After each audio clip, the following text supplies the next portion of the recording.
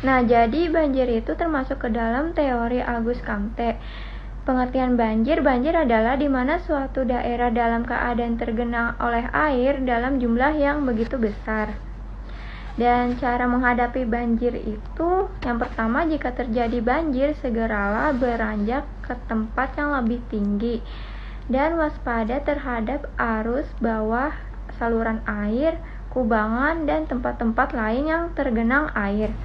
Ketiga, jadi banjir itu termasuk ke dalam teori Auguste Comte. Dan keempat, pengertian banjir adalah di mana suatu daerah dalam keadaan tergenang oleh air dalam jumlah yang begitu besar.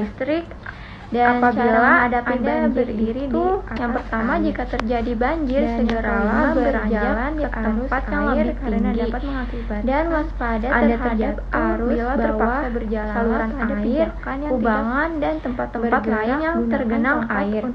Ketiga, amankan barang berharga di rumah Anda. Dan cara menghadapi banjir matikan semua jaringan listrik dengan terus memantau perkembangan cuaca, jangan menyentuh peralatan yang bermuatan listrik. Apabila Anda berdiri menuju ke tempat yang lebih tinggi. Dan yang kelima, berjalan di arus dan bila terjebak di dalam rumah, Anda terjatuh atau bila terpaksa jika ada informasi darurat tentang banjir. Hati-hati dengan listrik, matikan peralatan listrik atau tempat Anda berpijak. Selamatkan barang-barang berharga. Cara menghadapi banjir itu, jangan panik, terus memantau perkembangan cuaca dan berhati-hati. Ada dua, ketika melihat air kerusakan mungkin daerah banjir menuju ke tempat yang lebih tinggi, termasuk jembatan, mobil, dan bila terjebak di dalam rumah, jalan raya, dan atau dengarkan jika ada informasi darurat tentang banjir. Hati-hati dengan listrik, matikan peralatan listrik atau sumber penyakit kondisi tidak selamatkan barang-barang berharga, penyebaran ketinggian banjir, penyakit bawaan dampak air itu pertanian dan perkebunan dan kelangkaan hasil tani, kerusakan fisik mampu kegagalan berbagai jenis struktur rendah dekat jembatan, mobil, bergantung kepada endapan sungai akibat banjir demi menambah mineral kanal, tanah. Kedua, dampak sekunder dan pepohonan air yang tidak sanggup akan mati air minum bersih mulai langka. Terakhir, penyakit kondisi tidak higienis, jalur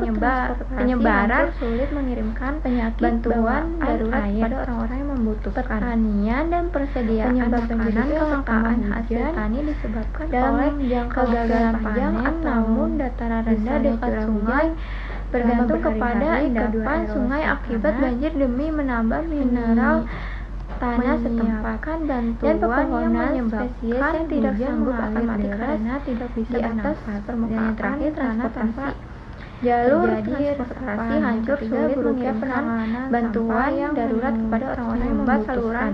Saluran air yang penyebab banjir itu yang pertama, tubuh air meluap dan dalam menjangka waktu yang panjang membanjiri daerah sekitarnya. Dan yang hujan itu selama berhari-hari. Kedua, erosi tanah dan tanaman. Tanah yang ditumbuhi banyak tanaman mempunyai daya seruan yang menyebabkan tanah yang tertutup semen atau aspal sama sekali tidak menyerap air.